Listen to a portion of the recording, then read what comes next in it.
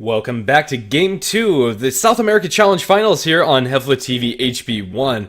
Again, I'm going to be Grandis V, joined by Mike Loris here, and, Unit Gaming currently up one game. Pretty impressive performance, at the very least, keeping advantage throughout the game, but there were points where Paint Gaming looked to turn things around, especially soon on the Lina. I was pretty impressed by his ability to still contribute, even after going 0-4 in the landing stage. Any thoughts, Mike? Well, I mean, a lot of that credit was, of course, going towards on Union Gaming side, on Z-Talks, on the Mirana. He was the one who actually enabled Union Gaming to get that far ahead, and once they were ahead, they never really fell too much behind. There was a couple of bumps, of course, but it was really that Mirana sitting on the mid lane Lina that allowed Union Gaming's mid lane and top lane both to get a lot of extra advantage. So Pain Gaming, they performed pretty well outside of that scenario. So if they're mid laner, or if they're not going to get completely demolished in the early stage of the game, like the first 5 minutes, then I'm expecting a much more even game, as Pain, they didn't make as many mistakes, I think, outside of that laning phase than Union Gaming did. Yeah, for sure. Lion and Zoo is going to be the opener for Pink Gaming, loading up with a lot of magic nuke damage, and Union Gaming open things with an Earthshaker first. We see the Batrider banned out, and this is going to decrease Venge's attractiveness inside the draft. Yeah, but for Union Gaming, they could still go for very similar heroes as to the last game if they really want to. Maybe not the Timber Saw necessarily, but if they want to grab a Juggernaut, then versus Lion versus Zeus, I think Juggernaut should be, for the most part, a happy camper. Maybe not going to be all the time. Once the spin wears off, then the burst damage is going to flow from Pain Gaming, but it worked out pretty well for Benians in the last game. It looks like it'll work out pretty well here. But no, it's actually going to be a clockwork. Knowing that the Batrider is off the table, Union Gaming are going to grab themselves one of the few great initiators in the game. Yeah, and it is also a very good hero against Earthshaker. Combined with it, there's a lot of walls that they can throw up inside team fights, which makes it really hard for a lot of carries to maneuver through and actually get their damage off. In fact, most heroes. This can be a detriment to your own team, especially if you go for some sort of melee carry. It can be very disruptive when you have fissures and clockwork cogs everywhere, but when used well, it can be absolutely amazing. Second stage of bans is going to come out with Pain Gaming banning out the Queen of Pain, and with Union Gaming banning out the Slark and Jug. All right, Slark, similar to the last game where it was banned out. Juggernaut, also, as well as Queen of Pain, did some serious work there for Union, but at the very least, these bans are going to indicate that we're going to see a much different game than the last one. For Union Gaming, they're going to have to actually use all these barriers and all these walls to protect someone. Like, you don't just randomly throw them up, as they can help you, but they could also hinder your own team, potentially even a lot more than it would be hurting the other side. So they need someone with some range. Usually these two heroes are seen alongside a sniper, but seeing as though the sniper was second banned out by Union Gaming themselves, that's clearly not going to be the case, and I don't really think you go for like Drow Ranger or anything like that either. Maybe just a Lina for Union Gaming, and maybe just going to get a nice heavy spellcaster on their side before Pain Gaming take them all. Yeah, Lina sounds pretty good. A hero that we probably won't see that I'd love to see would be a Clinks, but there is a lot of lockdown and burst coming out from Pain Gaming, so in the end, a lot of these heroes could end up really suffering because of it. Lina's going to be banned out by Pain, so no longer is that an option for Union Gaming. Something to look out for that sounds really weird, but is seen every once in a while on the South American scene, is a Huskar. Already Pain Gaming are pretty reliant on their magic nuke damage. If they don't pick up a really heavy hitting physical damage dealer in the next two picks, that could be Union Gaming's mid-choice. Yeah, I'm pretty sure Union Gaming also ran that one in versus CNB in the semifinals, the losers bracket finals, the last series that they played. I wasn't on that, but I believe you were, and it won, I think, right? Yeah, I'm not sure it was because of the Huskar, but it looked pretty good for them. Pink Gaming going to pick up the Beastmaster to fill their offlane role with having the Batrider Axe banned out. This is a completely reasonable pick. A lot of teams are favoring the Beastmaster a lot more now, and Union Gaming going to pick up the Witch Doctor. Although he's not a ranged carry to benefit from Cogs and Earthshaker Fissure Disruption, he does do a lot of damage in his own right, with Death Ward especially. Right, so where's the actual damage going to come out from Union Gaming outside of their spellcasts, though? Because Pain, they have a lot of upright damage right now. Beastmaster maybe a little bit more so in the utility department than damage, but right now they have a really good mix. Maybe a little bit soft Pain Gaming overall, but Union really aren't packing that many threatening heroes. Witch Doctor Shaker more on the defensive end of the supporting spectrum until super late in the game, when Witch Doctor can grab an Aghanim Scepter. And Clockwork, though he can go off at level 1 with the efficiency of Battery Assault, is usually going to be under-leveled and not really going to be performing too well. So Pain, they just have to make sure their lanes are not going to be too terrible. And even like semi-defensive lanes from Pain, if they were to angle their draft in that direction, they could get away with it without being punished too severely. As a Storm Spirit, that seems like a pretty reasonable one. Another initiator to have alongside that Beastmaster, and the two heroes play very well off of each other, mostly off of that Hawk. Yeah, for sure. It sets up kills very easily, especially when you have a Zeus behind you. Storm Spirit can get kills pretty much on any single hero that he wants throughout the game, as long as he has a reasonable time in his lane. It's not clear exactly how Pain Gaming are going to lane their heroes, so I think that if Union Gaming wanted that Husker, they'll probably have to put that off until a little bit later just to be safe. Instead, they're going to pick up an anti-mage. Huh. Okay, so right now, Pain Gaming are operating with a lot of magic nuke damage, and the spell shield's going to get a lot of value, but they're also sitting on a lot of lockdown. Orchid from Storm, Beastmaster with his Roar is hard lockdown that anti-mage can't really avoid, and then Lion with his Hex and Earth Spike. It's a pretty risky pick. Yeah, the Union Gaming side are going to rely on their supports to keep this Anti-Mage alive. They will be his defensive power, and Anti-Mage will be their offensive power. It's kind of hard to say that that will always work because most of the time, or some of the time, it's just simply not going to work. Your Anti-Mage is going to be out of position. Your supports won't always be with your Anti-Mage.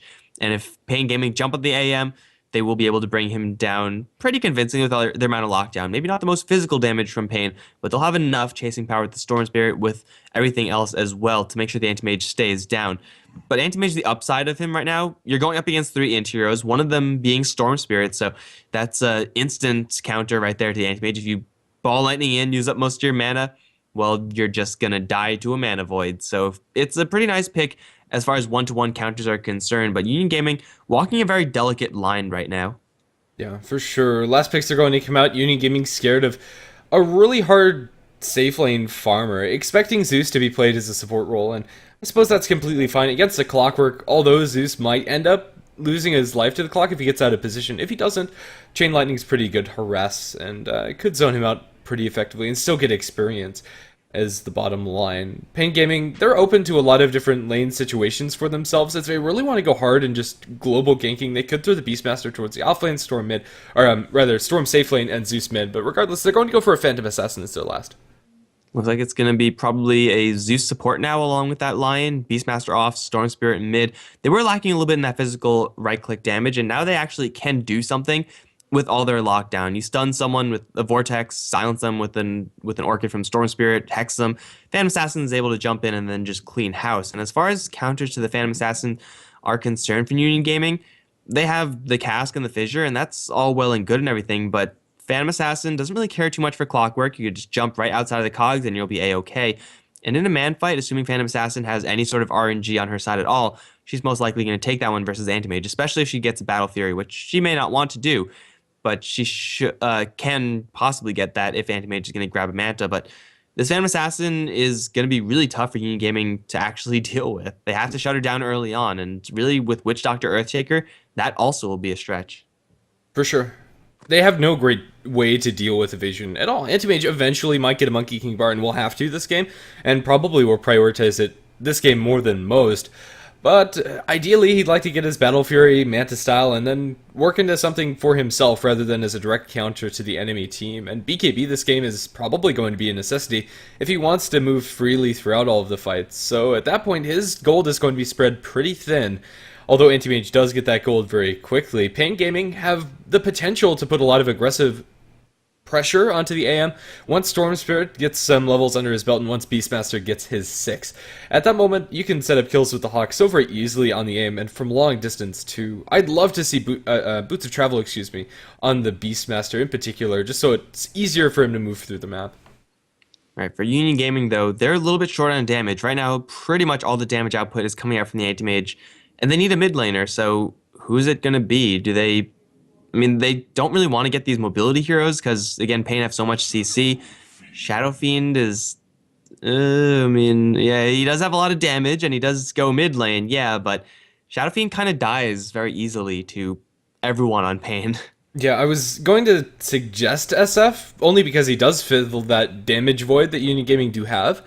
But then again, you kind of hit the nail on the head. It's really hard to keep the Shadow Fiend and Anti-Mage both alive. Witch Doctor and Earthshaker probably need to be I don't know. They need to have like duplicates of themselves. Their positioning needs to be perfect.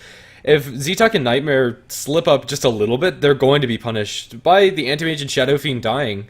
And even if they do play perfectly, there's no guarantee that AM and Shadow Fiend are going to be able to get enough farm. I am pretty scared for Union Gaming this time around.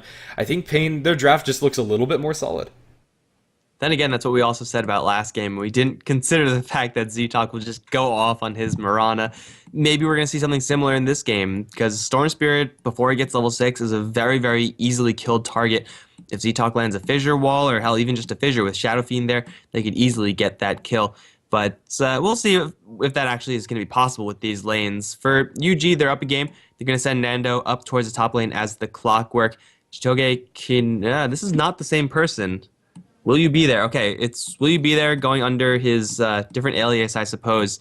I know what manga that's from, but I'm not going to say. Z-Talk is going to play the Earthshaker Nightmare on the Witch Doctor, and that leaves Benyaz on the Anti-Mage, who's completely covered up. I love this combo. It's so hilarious. Yeah, let's see. To introduce our dire side, Pain Gaming are going to be on that side of the map with Baga playing on the Lion King RD on the Zeus safe lane farming. It's going to be ADR on the Phantom Assassin, leaving into the mid lane. Soon on the Storm Spirit and offlane Beastmaster by Tavo. Looks like these lane assignments are going to be pretty standard. Union Gaming looking to secure the bottom bounty rune. Beastmaster and Storm are close by, but their ability at level 1 to stop this is pretty much completely null. They'll sit the Shadow Fiend onto the rune, have Z-Talk ready with a Fissure. I don't think this is happening. At the best case scenario, Pain Gaming will get a trade, and I think that's what's going to happen. One bounty rune to either side, no spells probably spent even.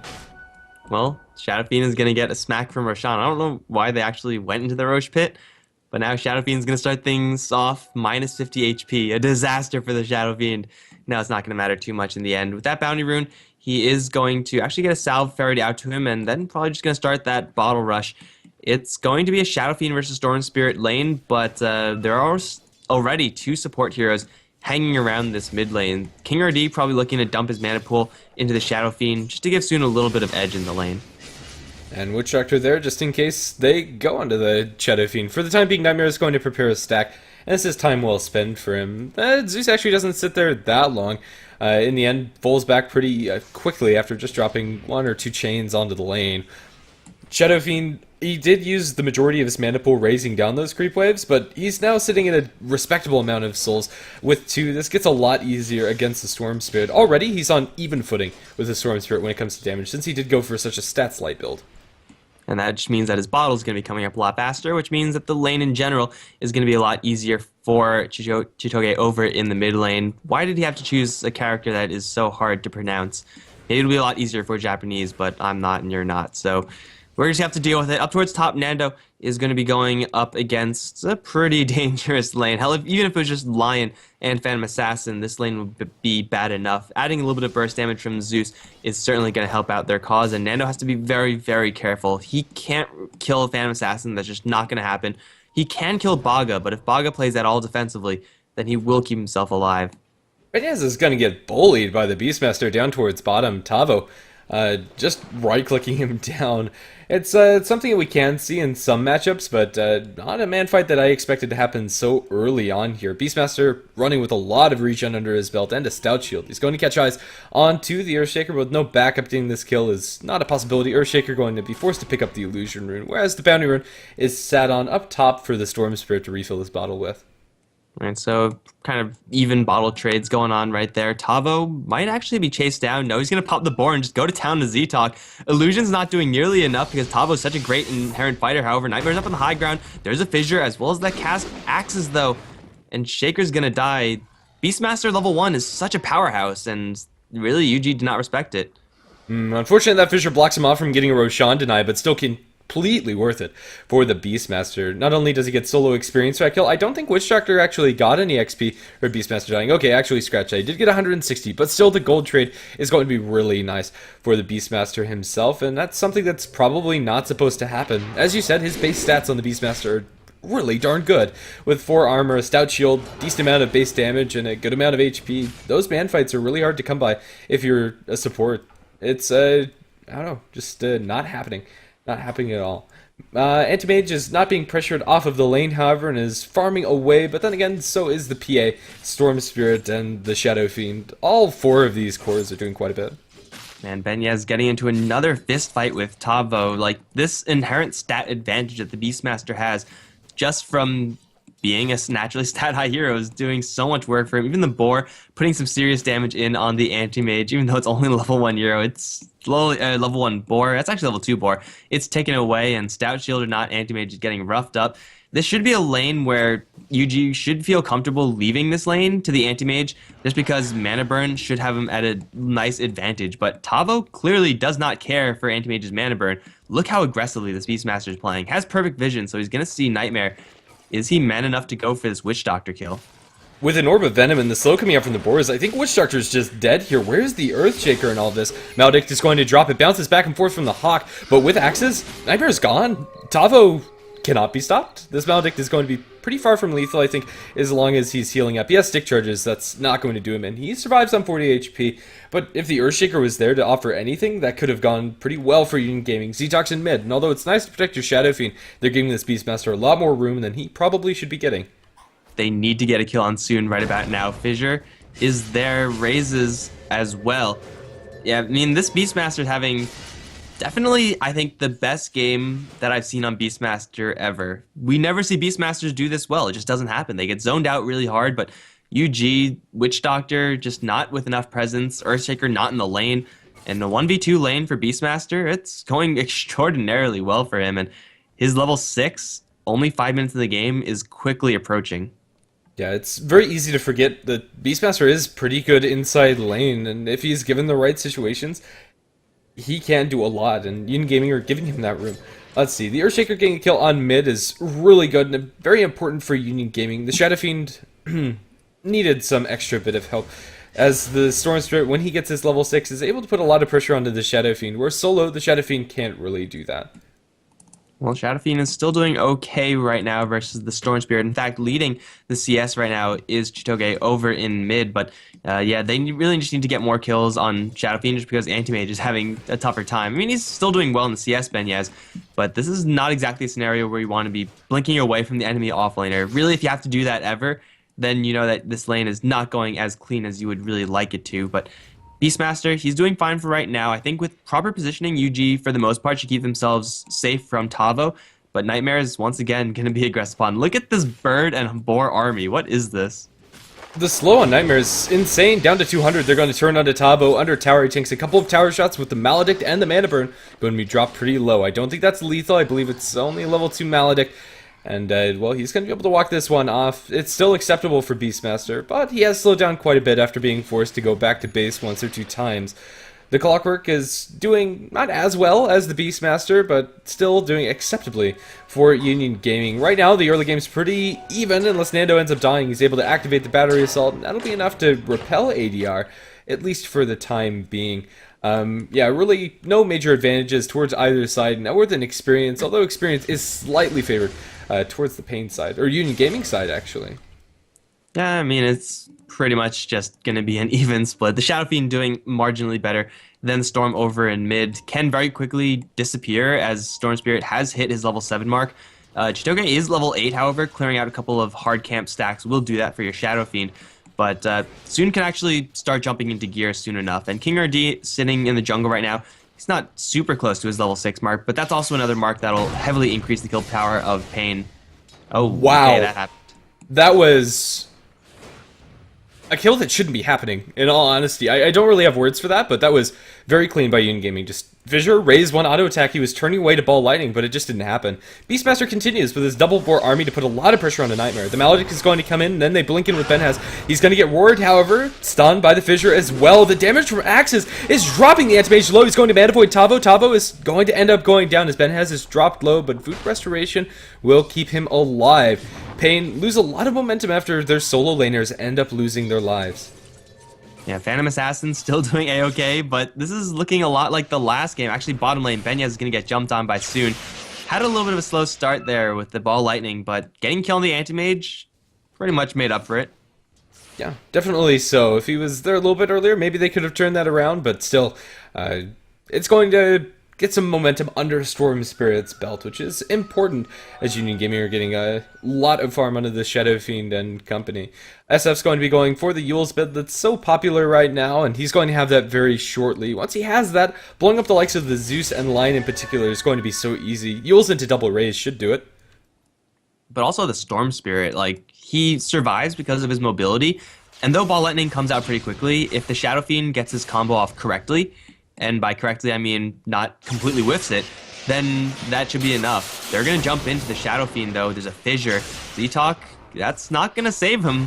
Even with the Enchant Totem, that's also going to miss, and Shadow Fiend is going to get jumped. Tavo is once again stepping up and doing quite a bit for the team, as is Soon. Yeah, Beastmaster's a hero that I always thought was supposed to be played pretty aggressively, but oh, maybe not this aggressively. Z-Talk gonna get roared under the tier 1 tower with the boar slow. Tavo's going in like a man. He has no backup, but now that the Zeus is here, Z-Talk's going to get shot down. Classic Zeus play there from King RD. He'll get the kill, but regardless, every time he's had this roar, every time he's had the double boar, he just seems to look for kills. This is refreshing, at least for me. I think this is how Beastmaster should be played. Yeah, this is like textbook worthy play from Tavo. Maybe like got a little bit of an exception because bottom lane went so well for him.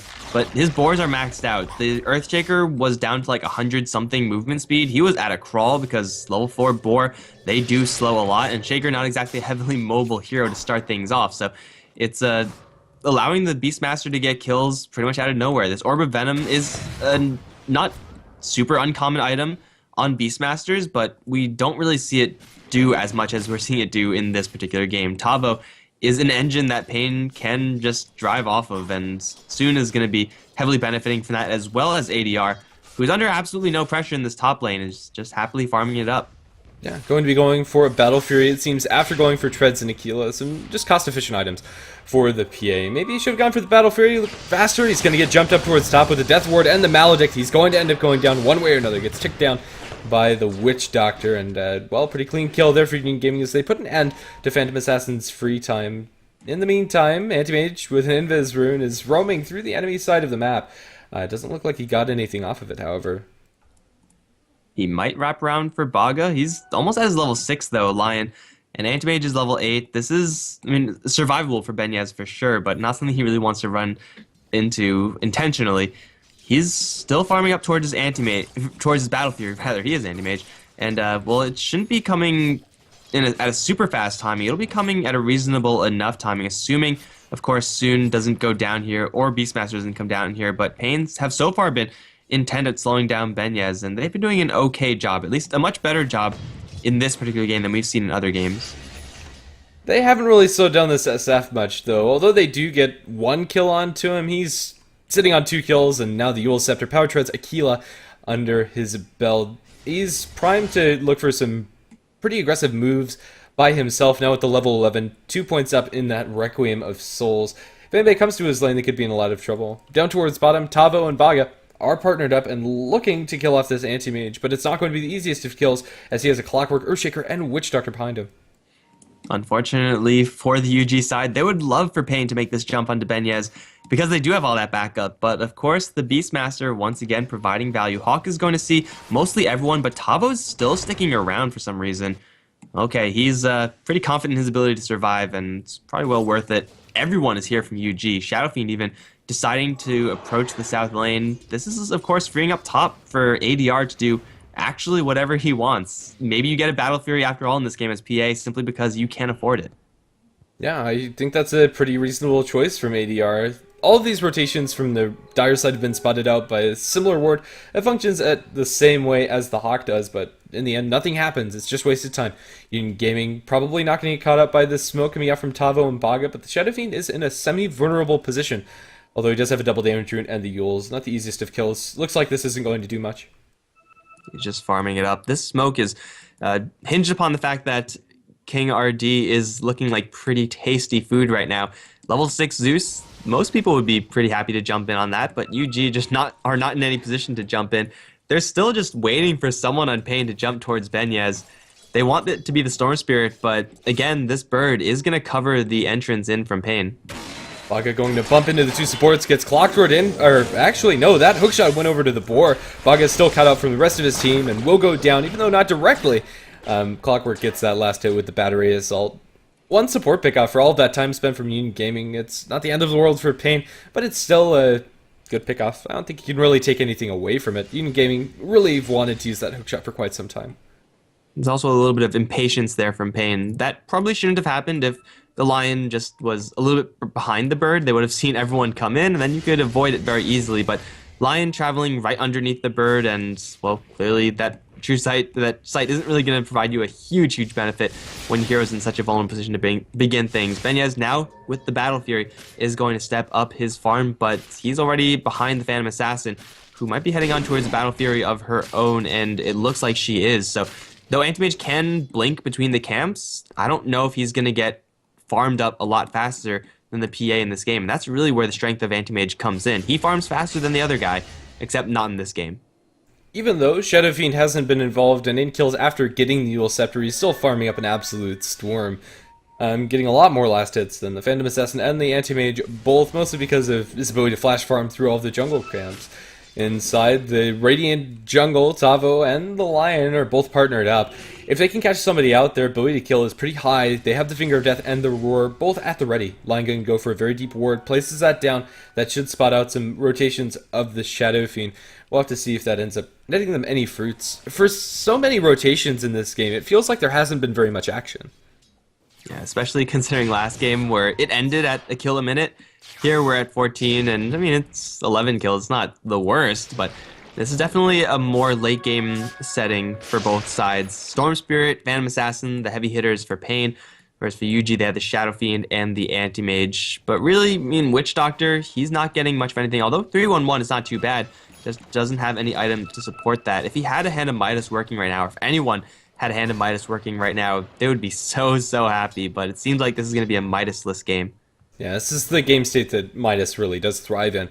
We have, the Orchid picked up by the Storm Spirit, Zeus Ultimate drop purely for scouting purposes. It is going to catch eyes on every single one of Union Gaming's heroes, but nothing that they can use to get kills with. They'd really like to set something up for soon. It is a pretty darn fast Orchid. Alright, so he's actually going to be spotted. And if UG were at all diligent with their vision, they would know that the Storm Spirit has that item, and they'll do their best to play around it. This is going to put, of course, more emphasis on Benyaz to get farm and grab that Manta style, but I'm pretty sure he was going to go for that anyway. Oh, in the meantime, yeah, Requiem combo finally going to land, and it's going to be the poor Zeus to feel the brunt of that one-hit KO. Sorry for missing it, but it's something we've seen time and time again. Pretty easy kill for the Shadow Fiend himself. It's probably been long enough since we've seen that. Okay, let's see. Phantom Assassin now has her Battle Fury to match the one on the Anti-Mage. Pretty much neck and neck. She's 1,000 gold ahead of the AM, but that's the Aquila, pretty much. Outside of that, they have the same items. Alright, so it's going to be, when they're the same items, Phantom Assassin probably with an advantage. Although they might think this Anti-Mage is free pickings, Baga is in a really bad position right now. Is Nano going to randomly check these trees? No, Baga, just don't move, don't breathe, and you'll be fine. He's not breathing. He has no TP. The Clockwork Flare going to go down towards the south instead. Lion's going to survive. For how long, however, is he going to survive? He's stuck here. There's not really a great way to get out. He'll pop the smoke and just walk out of there. Okay, there you go. He'll survive to live another day. Raise one in mid, going to connect onto King RD as they turn around, but Shadow Fiend has a haste rune. No Stifling Daggers are really going to bother him there. Yeah, that's about all she wrote. Tier 1 tower up towards top, going to be pressured by Union Gaming as they look to make an aggressive move onto the SF. They're going to bump into him, but Earthspike is not thrown out, or is thrown out by Baga, but nothing further. He's going to get hookshotted in, cogsed in, and then raised down by the Shadow Fiend, blinking over the sidelines. One kill for Union Gaming, as well as the Tier 1 tower going away. Pretty good trade if you ask me, but maybe not anymore. Etsu's going to jump in, going straight for Z-Talk. They'll be able to pull him down and burst him down. Phantom Assassin gets that kill, now zip away from the Storm Spirit. Pretty low on mana, but won't find anything further. One support for one support, pretty even in that regard, but Union Gaming do have their AM pushing top. Well, the core difference right now is that Pain actually can fight with all 5 of the heroes, whereas for UG, you really don't want to fight as an anti-mage right now. If you're Phantom Assassin, you're going to be okay with getting into a fight. Of course, it's less than ideal with Battle Fury. You would rather be farming, but if you're forced into a fight, you can do a serious amount of damage as ADR. So it's a nice little pickup on the Shaker, although it is an even trade for the Lion there, who was almost going to get out of that situation, but yeah, in that succubus position on the left side of the map, not much that you can do. It's 8-6 right now, and still it's looking like a fairly even game, but this late game scenario that we're talking about is looking like it's going to be favoring Pain unless Anti-Mage can find himself like a triple kill or something like that. Same thing for the Shadow Fiend. Yeah, pretty much. Things have been stalled for the longest of times, and the greatest the advantage has ever gotten for either team has been about 1,000. Nothing really significant towards either way, and experience is almost dead even. And really no major changes. And I don't think there is going to be any major changes. Tavo's doing his best to split push. He's going for a Necro Book on the Beastmaster. But after playing so aggressively early on, he's really not finding any openings. The Beastmaster Roar has been off of cooldown for quite some time. So I think even with this passive game state that both teams should be okay with, like that's clearly what's going on right now, it should still be the Clockwork and the Storm Spirit who should be aggressively moving around and looking for kills. Storm Spirit actually will. He'll assassinate the Witch Doctor in like 2 hits, and then probably do the same to Z-Talk. Soon is going to jump into gear as soon as I say that he should. Look at that. Double damage rune definitely helps a lot. It's one of my favorite runes to get on Storm Spirit. The extra damage allows you to get kills so easily, but it doesn't help you here. Maybe you can man fight with Nando, but the Blade Mail says no. Although Nando is going to be dropped incredibly low on the Clockwork, he'll be able to TP out to safety, making that trade a lot less favorable for Pain Gaming. It's still a 2-for-1, but they're losing their Storm. Yeah, the supports aren't really too important right now, especially since Shaker, I didn't even notice this, grabbed the Blink Dagger before he died. Still, the Witch Doctor has nothing, but that's fine. That's the life of the Witch Doctor. Shaker with Blink is going to allow UG, at the very least, to counter-initiate. If you blink in with your Storm, with your Phantom Assassin, if you launch the Roar, suddenly there's a Fissure there in a perfect position because he can blink and angle that, or there's an Echo Slam. Either way, you're going to be hurting. The rest of the Pain heroes, they're going to set up for a Roshan, but ADR is not really doing this super quickly. If UG have any sort of inkling, they'll just throw a flare and they'll be just fine to crash this party, but with the first flare being used for not scouting purposes, it seems like ADR should have a free Aegis on his hands. Yeah, with the Quelling Blade, with the Battle Fury, and Lifesteal on the PA, this is a pretty reliable Roshan. He's doing no damage in turn, so even though it is a little bit slower than maybe you would have liked, they're going to get the second life either way, and in the meantime, they were farming on some of their other heroes. Wraparound on top from the Earthshaker and the Clockwork, but it's actually the Anti-Mage to get bursted down with the ultimate from the Lion and the Zeus. He'll be dropped in a heartbeat. They'll be able to isolate Boggy inside the cogs as Storm Spirit zips away. Long-range Fissure is going to catch out the Storm, but soon is home free. Way too much distance between him and the enemy team. Anti-Mage for Lion, a great trade for Pain. The Orchid amplification damage wasn't even relevant there, just because of the raw amount of burst that Pain were bringing to the table. Anti-Mage needs some form of stats. It's going to be coming in the Mantis style soon. Yeah, but he bought the recipe, and it's probably an attempt to save money, but you need that ultimate orb so desperately as Anti-Mage. 10 strength, though it's probably the most cost-inefficient way to actually get it. In fact, I'm pretty sure it is the most cost-inefficient way to get strength. It's needed. You need any bit of health that you could possibly get. That was, I mean, the Anti-Mage didn't even have time to do anything in that.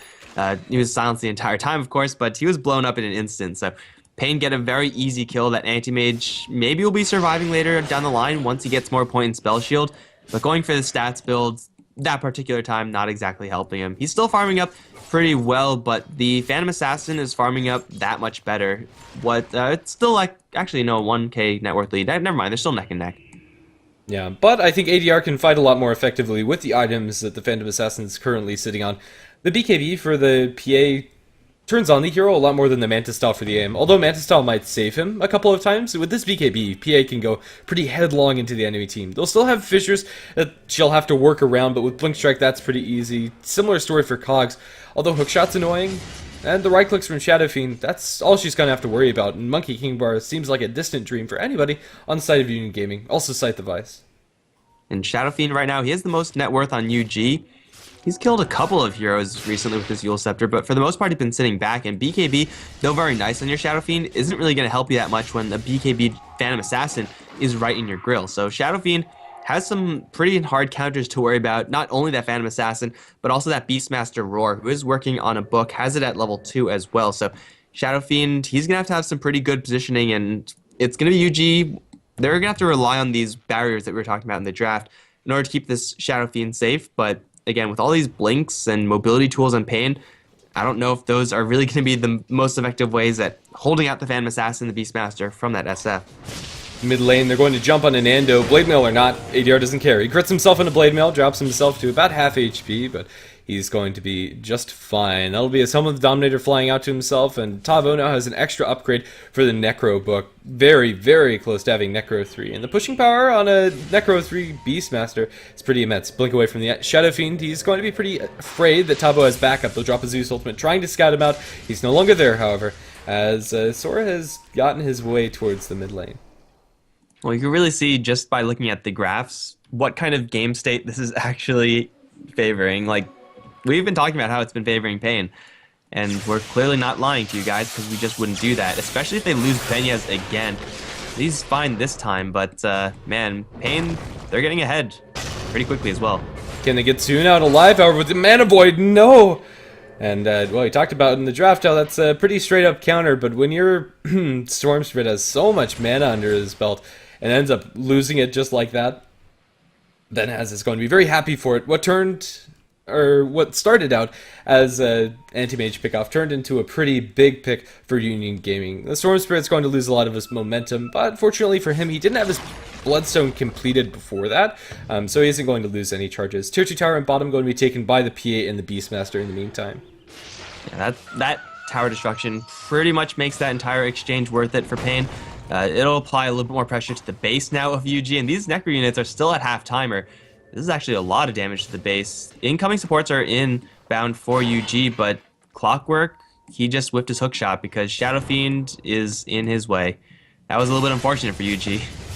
Yeah, in the end, that's going to be all she wrote. Witch Doctor gets blown to shreds by the Zeus. Witch Doctor, what are you doing there? He placed a ward, but I don't think that's going to last very long. Unfortunately, Zeus does not have mana for a bolt now, but yeah, I don't think that's worth it. Well, yeah, Witch Doctor, I mean, he's not in a great position. If he had like a Might or something, it would be fine for him to go for stuff like that, but really he's just trying to scrape together as many cost-effective items as he possibly can. Magic Wand, Urn, Treads, probably some of the most cost-effective items in the game, but yeah, there's going to be no dream of level 16 Amplified Aghanim's Death Ward, Wrecking Pain. It's just not going to happen this game, despite how late it may go. The Witch Doctor is just not going to find that farm ever. ADR loses his Aegis, it's timed out naturally. There's a DD rune, however, so maybe the PA wants to fight regardless. They'll send the boar there for something for him to blink strike to.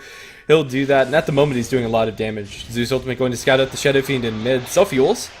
That was interesting. He'll blink out just the same, doesn't end up doing anything. Okay, well, yeah, we will just progress onward as if nothing happened, because nothing really did happen. There's a Basher now on Phantom Assassin. She's getting more and more battle ready. Double damage rune certainly helps in that, but Anti-Mage having the Manta style up, though it is very nice and everything, isn't really going to provide the same impacts as this Phantom Assassin, who is, you know, still about 1,000 ahead of this Anti-Mage. It just seems like every single bit of gold ADR spends is on better items. Like, Anti-Mage needs to get something in order to actually overtake this Phantom Assassin, but that something isn't going to come in the form of items. It's going to come in the form of kills, and with both these teams being so passive, this arms race is so blatantly favoring ADR. A 6-slotted Phantom Assassin will beat a 6-slotted AM almost every single time. Yeah, the power of coup de grace is ridiculous, and Anti-Mage, there's just so many answers to him inside the fights. He's going to be forced to use the Mantis style 9 times out of 10 to get out of the Orchid coming out from the Storm Spirit, and at that time he's going to need a BKB, a Linken's, and then he needs some way to actually do damage inside the fights. It kind of feels like he needs 8 slots in order to really be at full effectiveness this game. Union Gaming need to do something. I am not sure how they get out of this funk. They have a Clockwork. Clockwork's been involved in 5 kills, and his KDA is by no means bad, but it feels like Nando kind of needs to do more. This would probably be okay for UG if instead of Anti-Mage they had like a Spectre or a Medusa or someone who actually had late game dominance, but no way, actually Thunder God's Wrath, they're chasing for Z-Talk. They'll find Z-Talk very easily. Finger of Death used, and Storm Spirit gets the kill, I believe. And that will be the end of it. Mid lane Phantom Assassin going strong. She gets a bash. They blow up the Shadow Fiends sky high, and although it does cost them a 10-second BKB charge on ADR, that's entirely worth it. It gets them a kill on the highest farm tier on the Union Gaming side and a tier 2 tower. Yeah, I think UG are... I mean, their entire plan was to draw this game out and get the Anti-Mage 6-slotted and just outrace Pain, or outfarm Pain, but... Oh my goodness! Well, Witch Doctor used to be there. That was like a legit 2-shot. Yeah, I think that was Witch Doctor. Not too sure because it's just a blood splotch now, but like similarly up towards top, can Anti-Mage just replicate that towards soon? No, he can't. Anti-Mage just can't compete with the Phantom Assassin. They're just in different leagues of carry heroes. If UG were more aggressive, they actually got more kills, they would be fine right now, but sitting back doing absolutely nothing is not really going to win you the game. No, definitely not. Tier 3 tower is going to remain intact for the time being, but is dropped down to like 300 HP, and Pain hardly commit anything further for that. Hookshot going to miss. Tavo is going to survive, maybe, and a little bit of help from his Hawk Vision, but regardless, just a good juke from Tavo. Pain Gaming, they're going to fall back, probably wait for the next Roshan, but when they get it, they'll have the Abyssal Blade for sure on the Phantom Assassin. It is a long respawn timer, but as we've kind of already gone over, the status quo is already looking fine for Pain, although they'd love to just go ahead and take the Roshan. Now, it doesn't hurt them to wait either. Yeah, they're completely okay with taking this slowly. Beastmaster has really stopped in his impact in this game, mostly because no one's looking to do anything. There's a fight brewing, actually. Roar into Ben has Tavo's caught out by the fissure, and his Roar didn't really do much of anything. He's going to get blown apart. The Mana Void is there. Is Tavo actually going to get out of here? What? Tavo? 4-staff away. The Mana Illusions aren't going to kill him off. Tavo lives. They turn around, get a double kill for the PA. She's going ham. Are you kidding me? 30 HP? I don't even know, man. Z-Talk's also gonna get picked off on the retreat. Anti-Mage, that was his entire damage payload. That's everything that he's been farming up to this point. It was supposed to culminate in that fight, and it results in an almost dead Beastmaster. He didn't have Mana Void, I don't think. I think I don't know, he might have had it and was just a little bit too greedy, but if anyone just touches the Beastmaster, he would have died. But Pain, they have the Beastmaster. Probably their tankiest hero, take all the fire. That's exactly what they want. They're also going to take the Shadow Fiend. Look at that, a free kill over in mid. Mana Void going to be dropped in it soon, but hardly does anything. His ADR is still there. Phantom Assassin might be sticking around a little too long, but the hookshot misses. ADR is going to be just fine. Even if that hookshot hit, do you really want to go up against Phantom Assassin? Like, the Clockwork has the Blade Mail, so he'll be fine for a little bit. But he's not actually doing that much damage to ADR, and ADR is more than okay with sitting there and waiting for either a creep wave to come to jump out, or just waiting for the blade mail to drop, in which case 2 shots and you're dead as Clockwork. With a crit, of course. Not 2 regular hits, but the Abyssal Blade on Phantom Assassin is up. Still has that Quelling Blade to sell, the Helmet Dominator to upgrade, but PA is getting 6-slotted very, very quickly, now up to a 4k lead over the AM, and still what is the Shadow Fiend doing? Pretty much nothing. Yeah, I mean, he's getting a lot of farm, but at this point he's not translating into anything, and that's kind of been the problem for Union Gaming the whole time. The AM and Shadow Fiend are getting items, but not items that let them fight. I'm a little disappointed in Soon. I was hoping that he'd pass the bottle, but oh no! Anti-Mage getting jumped in. Ben is going to be able to Manta, get out of this alive, but not when he gets bashed! And Abyssal, the Abyssal was unnecessary. His ADR got a first hit bash, but better safe than sorry. They'll kill off the AM, and that's something that Union Gaming cannot afford to have happen. Yeah, I thought that he was going to be able to pop him with the Mana Voids. Like, Storm Spirit's mana regeneration is pretty quick, but not that fast. So, Anti-Mage down, no more farm. 2 shots to kill off the Clockwork, as promised, guys. And Pain are just dismantling UG. This game is looking over, even though all the Raxes still stand. It is over. Yeah, good game, well played, coming out from Sora. Union Gaming's draft, they needed to kind of get ahead. It's really weird to say that when you're dealing with an Anti-Mage and a Shadow Fiend, but it kind of was the case. That's going to end up tying things out 1-1 as Pain come back and will continue on the best of 5 series. We still have a long road to go, and well, it's looking like it might end up going the distance. We'll stay here on HeflaTV HB1. Game number 3 will be coming up shortly. Don't go anywhere.